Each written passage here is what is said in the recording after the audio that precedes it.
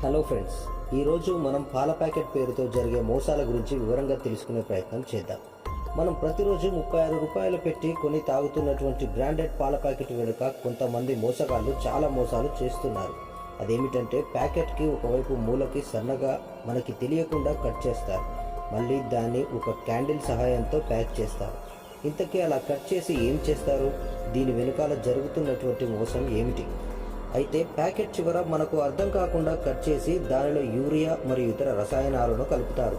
అయితే ఇలా కలపడం వల్ల ఏం జరుగుతుందంటే పెరుగులో మనకు తేడా కనిపిస్తుంది. దీనివల్ల మనకు చాలా హాని కలుగుతుంది. ఇలా కల్తీ అయినటువంటి పాలను తాగటం వల్ల మనకు అనారోగ్యం సంభవిస్తుంది. కిడ్నీ పాడయ్యే అవకాశం ఎక్కువగా ఉంటుంది. అందుకనే పాల ప్యాకెట్ చివర్లో గమనించండి. వీలైనంత వరకు ప్యాకెట్ పాలకు దూరంగా ఉండడానికి ప్రయత్నం చేయండి.